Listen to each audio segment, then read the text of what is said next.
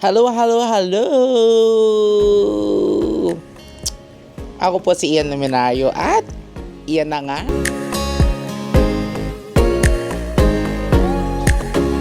Okay. Ayan, so episode 2 na. Ay, Diyos ko dahil. Episode 2 na ng ating mini project this 2026. At yan, ito na nga po iyan na nga ang aking podcast slash vlog. Yan. Okay, para po sa mga ngayon pa lang makakanood nito. These are just personal thoughts of mine about anything under the sun. Ayan, anything under the sun. O basta kahit na anong maisip natin. Doon naman sa description ko dito sa podcast ko na to, para na rin tong, what do you call this? Personal diary. Ganun. Ayan. Kasi, parang feeling ko, wala akong masyadong oras na magsulat. Dahil ako po ay isang writer, ayan, walang oras masyadong magsulat ng mga personal niyang mga naiisip at mga opinyones sa buhay, ganyan.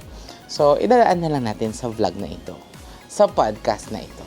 Ayan. At saka, yun, kagaya nung last time na sinabi ko, matagal ko na tong gustong gawin. As in, last year pa. Pero nga, ang dami nga nangyari nung nakaraang taon. Tapos, ewan ko, for some reason, madami akong tinatap ng mga kaibigan ko na gustong ring mag-podcast pero hindi kami natutuloy talaga. Shout out sa inyo! Anyway, so, ayan, sabi ko, hindi, this year, I need to move forward. I need to do this. Not just for anything, but dahil matagal ko na siyang gustong gawin talaga. At ito na nga yun.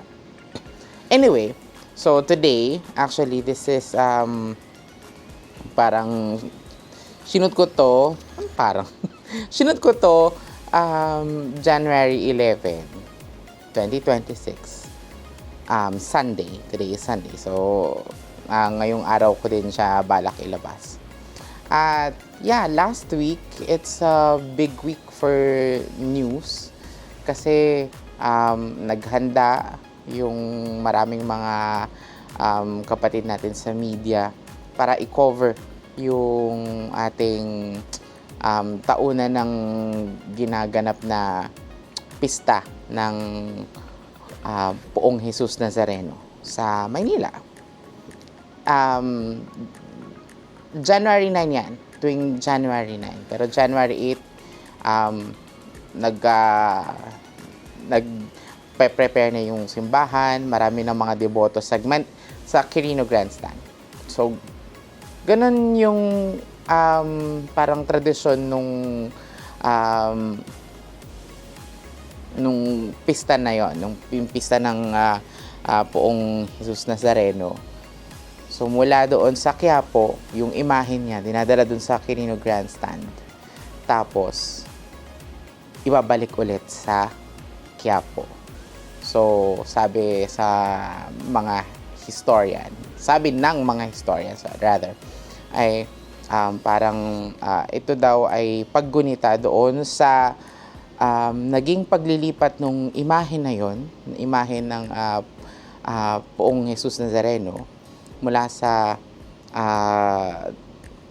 Intramuros papunta doon nga sa ngayon Minor Basilica doon sa Quiapo Church noong 1787. Taray, history yarn. Anyway, natutuwa lang ako doon sa parang yearly tradition ng paglilipat at pagbabalik nung imahen doon sa Quiapo. Nakakatuwa lang. So, isa yon sa mga maraming lesson na sa tingin ko ay ibinabahagi sa atin nung tradisyon ng pamamanata doon sa pista ng Poong Jesus Nazareno. Bukod pa yun doon sa napakarami talagang yearly pumupunta na mga deboto para lang makasampa, mahawakan yung imahen habang pinoprosesyon yung imahen na yun. So actually this year, according to the reports, may 9 million na mga tao yung nakaisa doon sa pista this year. And this year, ito yung pinakamahabang translasyon na ng imahen. Tumagal ng mahigit 30 hours. Akala mo yun, 4 a.m. yun nagsimula ng January 9, natapos ng mga around 10 a.m. ng January 10. Ganun siya tumagal dahil na rin napakarami kasi din talagang tao nung posisyon na yon. So daming parang this year madaming gustong mamanata at karamihan mga kabataan. Anyway, so babalik tayo doon sa lesson ng paglilipat at pagbabalik ng imahen. So natutuwa lang ako doon sa idea na kalain mo yun. Talagang pinapakita sa atin nung tradisyon rather na kailangan mong bumalik sa pinanggalingan mo. Di ba? Hindi ko alam.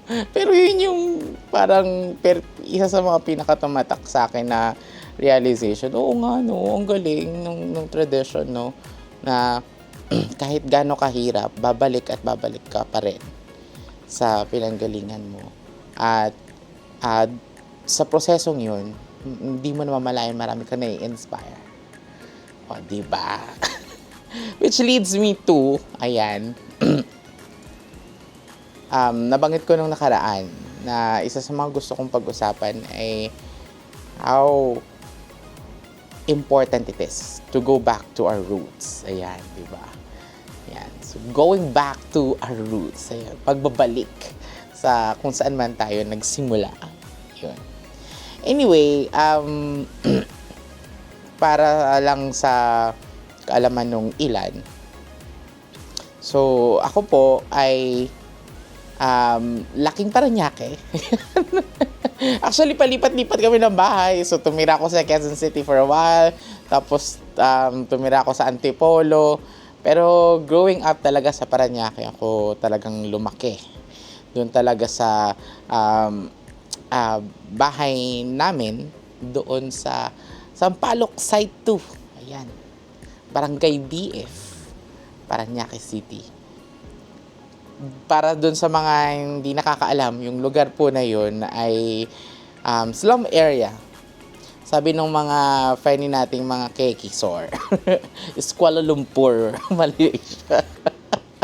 Hindi, legit talaga siya na slum area doon sa area ng Parañaque. Pero as in talagang mga dikit-dikit na bahay, iba tagpi-tagping bahay, tapos super iskinita.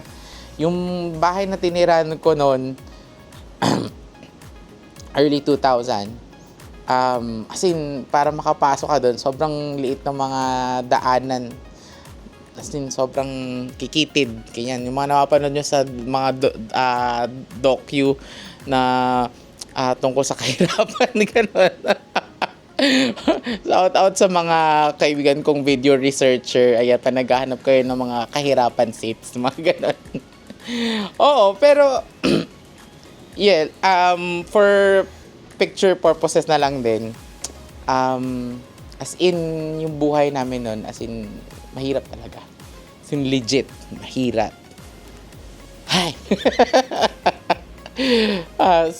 sobrang hirap to the point na naranasan ko yung dati na hindi kumakain, mapasok ng school na walang baon. Madalas yun. Kasi walking distance lang din naman ako doon sa school ko nung elementary ako. Pero kahit na, pag uwi ko rin naman ng bahay, wala rin akong pagkain. So, ang ginagawa ko, nakikain ako sa mga tiyahin ko, tsaka tiwing ko dun sa kabilang bahay. Tapos, as in yung bahay namin nun, nasa taas kami ng isang apartment. Actually, kwarto lang din yun. Tapos, yung tatay ko nun, para lang meron kaming matirahan. Kasi yung mga yero, pinagtagpi-tagpi with the tarpaulins and everything. Ganon. As in, hirap talaga. So, yung higaan namin nun, papag lang, o yung mga kahoy na inayos ni Papa para maging higaan.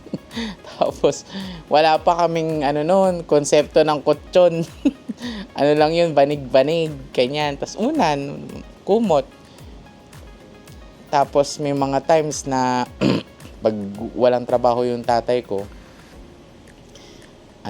naranasan ko yung talagang asin at kanin, toyo at kanin, ganun. Or minsan, dasal na lang, char lang. Hindi naman, may mga ganun naman kaming moments talaga na talagang makakain. Tapos naalala ko nga yung isa kong kapatid, naiiyak na lang yung kapatid ko sa tatay. Naiiyak na lang siya dati. Pagka kikita na kami hindi makakain, wala din kasi magawa kasi mahirap din sila. Anyway. So, ganun yung buhay namin nun. Tapos yung kapatid ko nun, nung medyo naranasan ko na yung medyo kahit pa paano, unti-unti nag-i-improve na yung buhay namin nung high school ako. Tapos kasi nung high school ako, yung kapatid ko naman, nagka-college na. Pero at the same time, tumutulong din siya sa bahay, sa amin. Kasi nag-working student din siya. Hindi nung nag-college ako, ganun din. Nag-work din ako habang nag-aaral. So, syempre, may ibang scholarship kanyan na nabigay sa akin yon. Pero going back pala, sorry, nakalimutan ko i-mention kasi importante din yun, mahalaga din yung yung yung itong part ng buhay ko na ito nung high school. High school ako, nag-aral naman ako, dun pa rin naman ako sa Parañaque National High School. Natatandaan ko din nun, para magkaroon ako ng baon, tumutulong ko sa pananae. So, yun. Tinuruan ako magtahi nung tiyahin ko. Yun nga yung isa sa mga pumanaw nung last year, si Mama San. Kasi mananahi siya. Tapos, pagka nananahi ako, syempre, babayaran niya ako. Tapos yun yung pambaon ko. Ganyan. Yan. Tapos minsan naman, kapag nakadilihensya yung mga magulang ko, may pambaon ako for the week. Ganon. Pero sobrang pagtitipid yun before.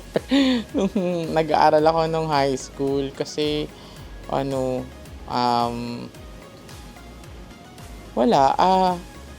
dinadaan ko na lang sa confidence. Hindi alam ng mga classmate ko nung high school na wala akong pasok. Wala akong baon. Pero ayun, dinadaan ko na lang siya talaga sa confidence.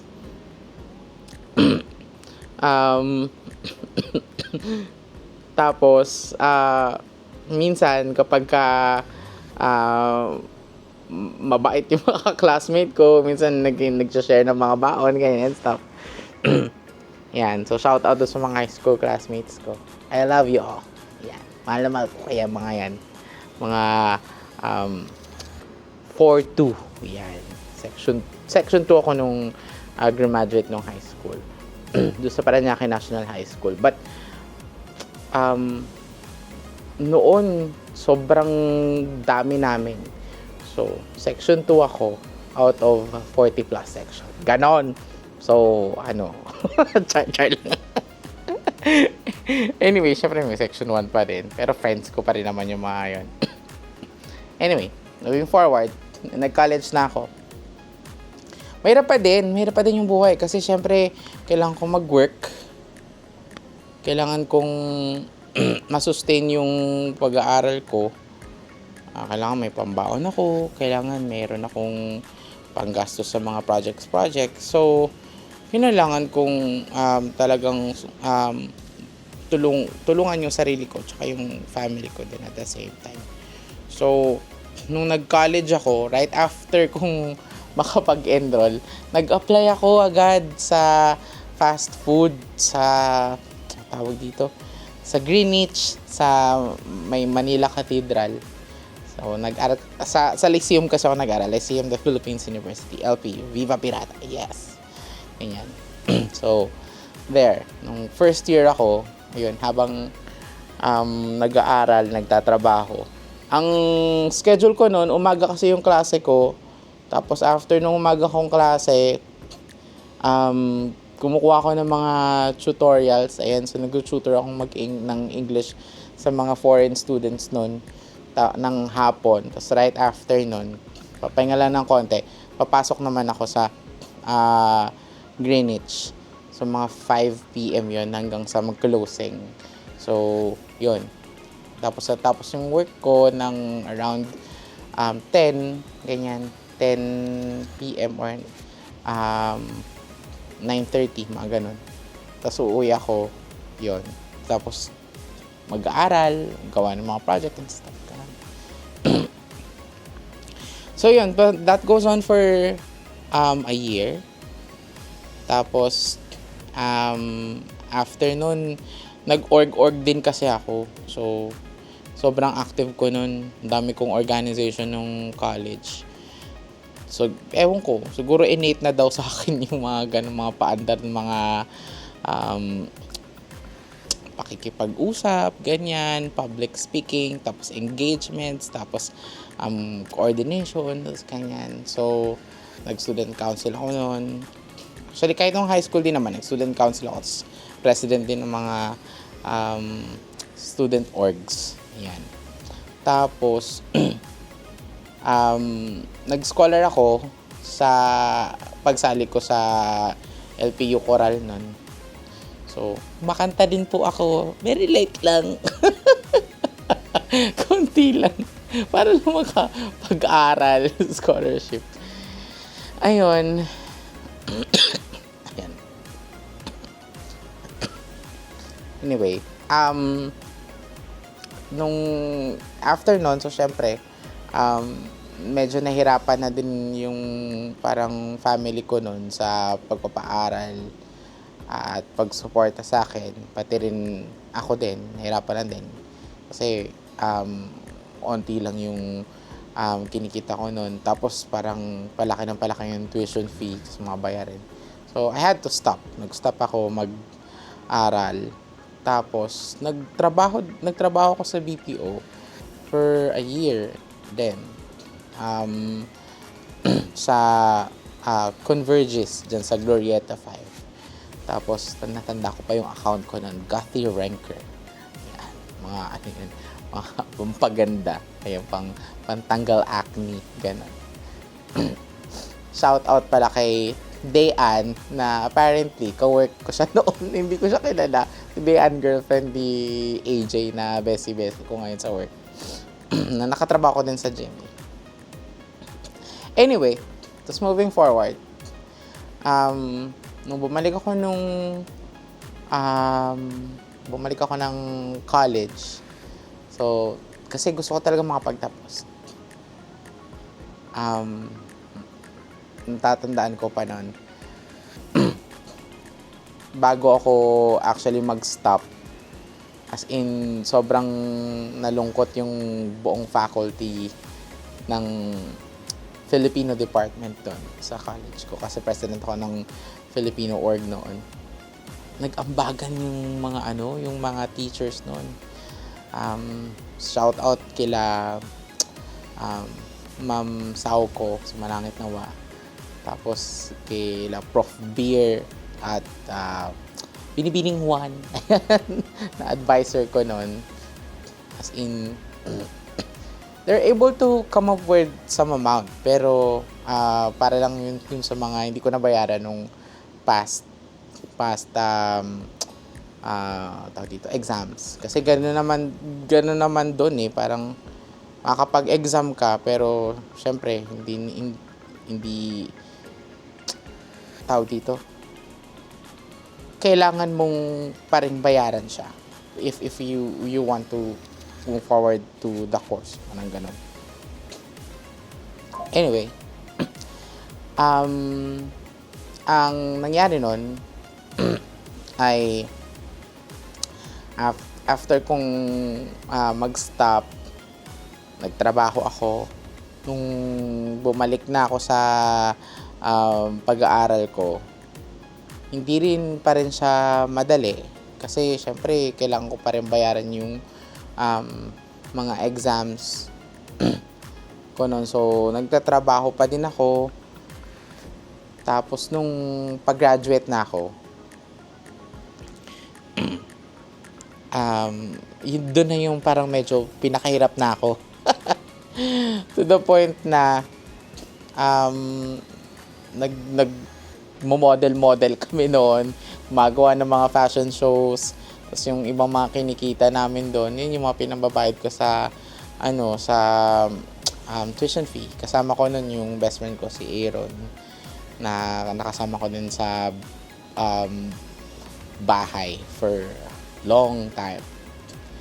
Tapos yun, may point pa nga sa buhay ko na si Aaron nagbayad nung tuition fee ko. So mahirap talaga. It's sobrang hirap nung pinagdaanan ko.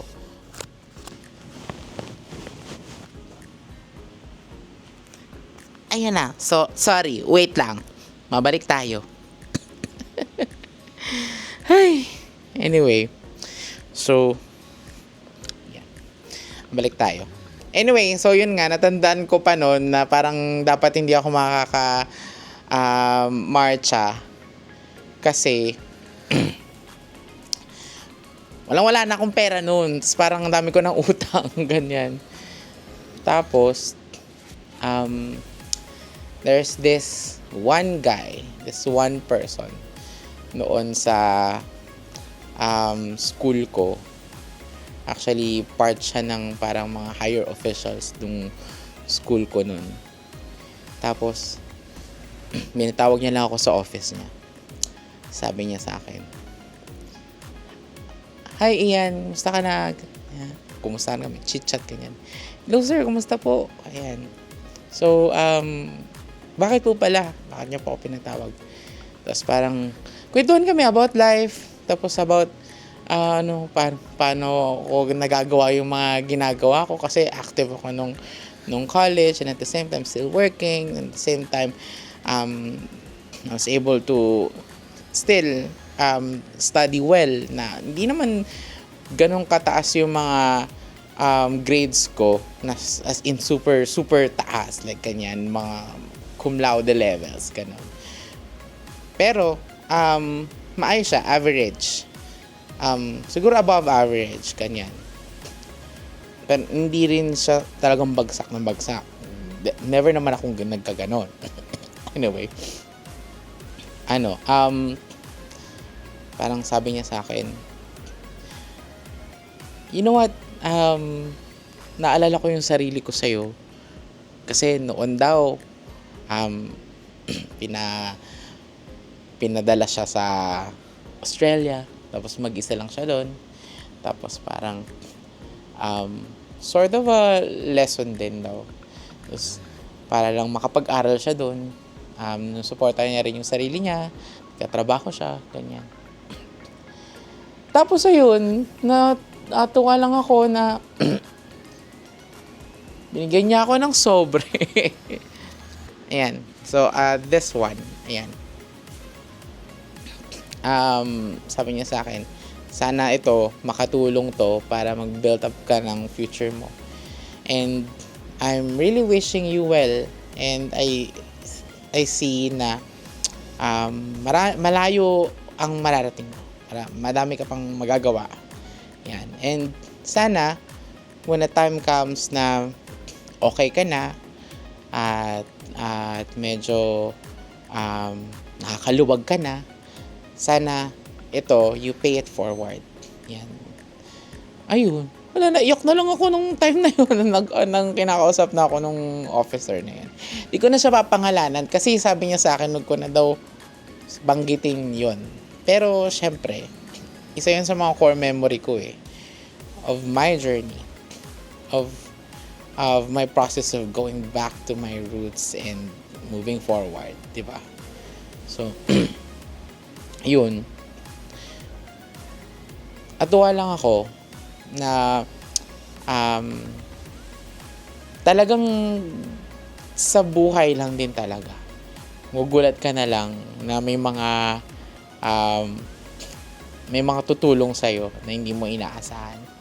And at the same time, isa rin sa mga realization ko throughout that process is kailangan lang talagang may maniwala sa'yo. And at the same time, you just need to push forward. And ayun, from wala na akong makain noon, nung elementary, nung high school. Ngayon, tingnan nyo naman, laki ko na. Literal. Ay, papapayat na ako. Sure yan. Sana mag-umpanan natin ng tama. Anyway, ayun nga. Looking back, the quote is, malayo na, pero malayo pa.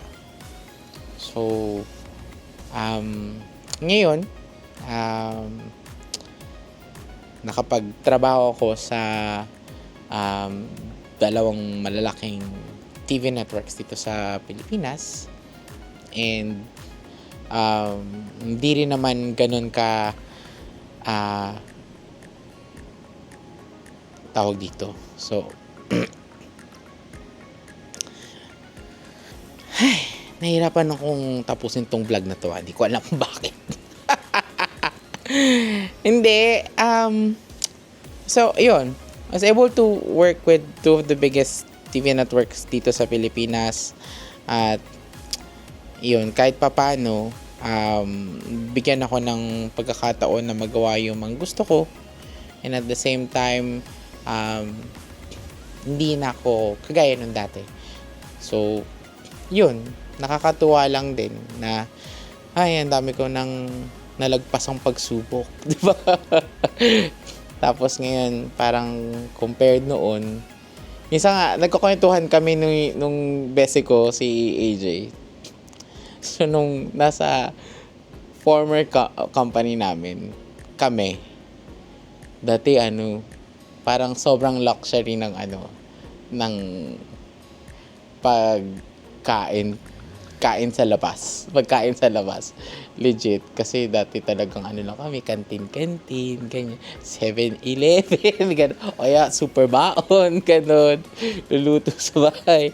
Ngayon, nakakatuwa lang na parang, saan tayo ngayon?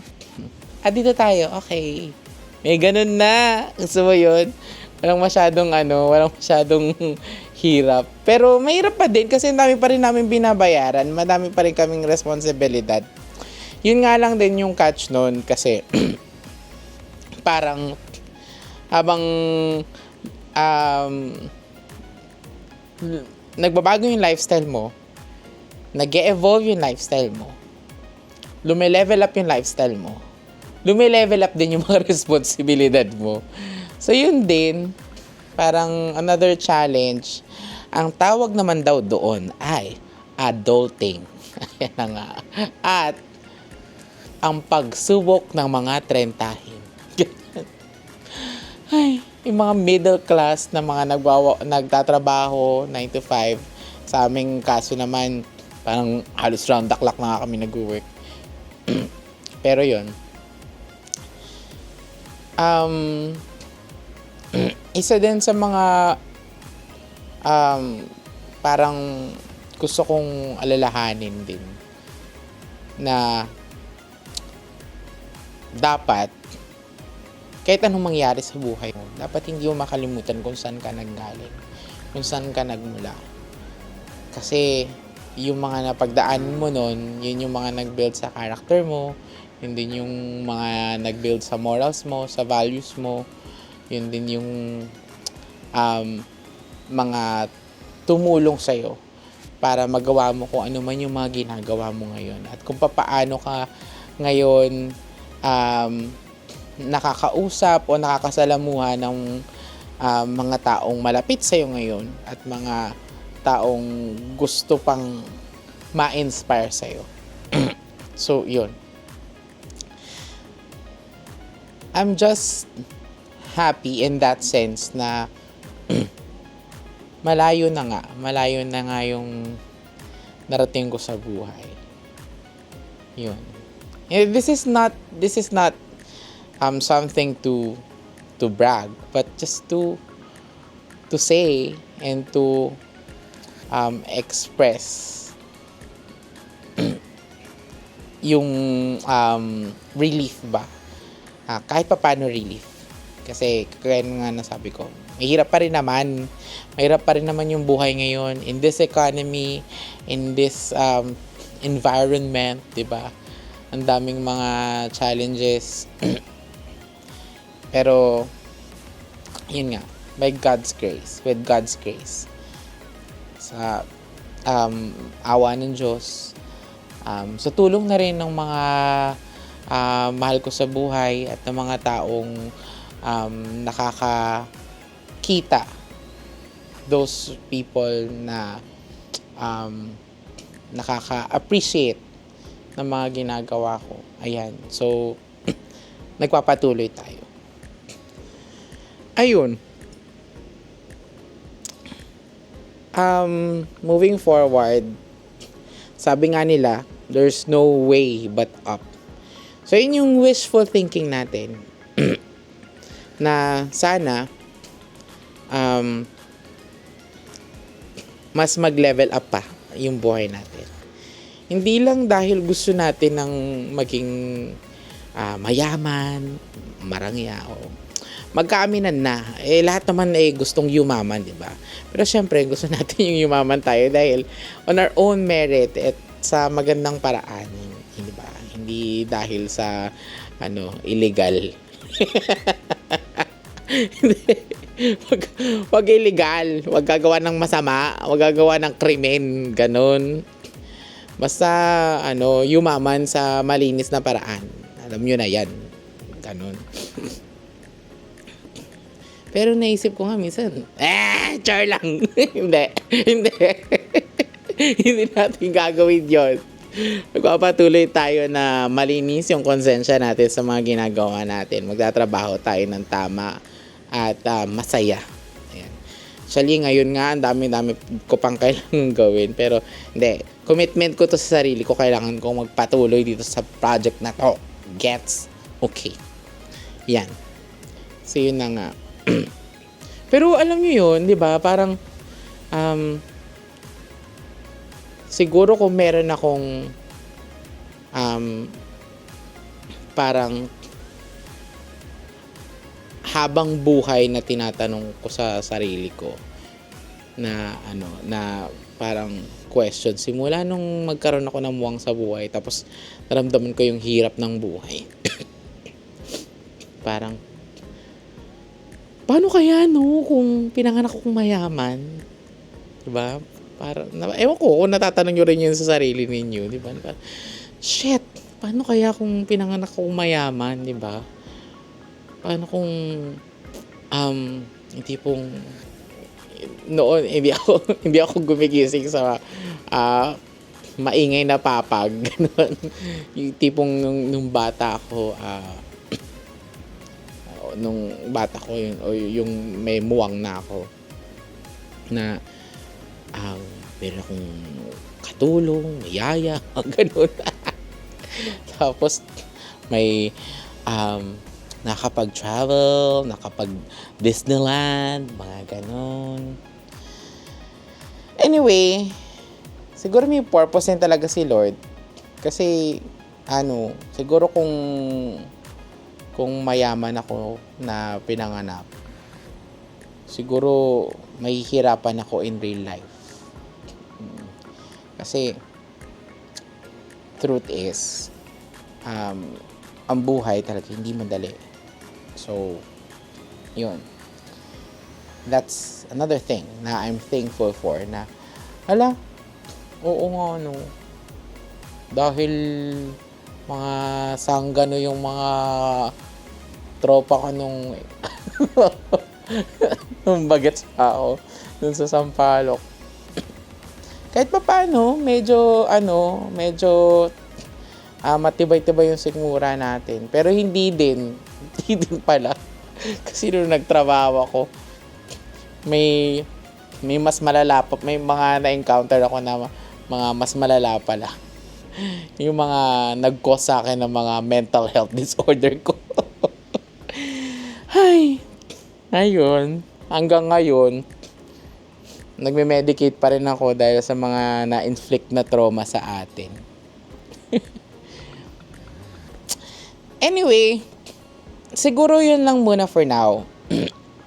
Ang dami ko na na-chika about my life. So, ang pinakang idea lang naman ay wag nating kalimutan kung saan tayo nagsimula. At yung mga hirap na napagdaanan natin before, hindi siya nangyari lang dahil gusto lang tayong pahirapan ng tadhana. Nangyari yon because those moments in our lives are teaching us to become better in the future. At yun nga yung nangyayari sa atin ngayon. Ayun, iyan na nga. Bye for now.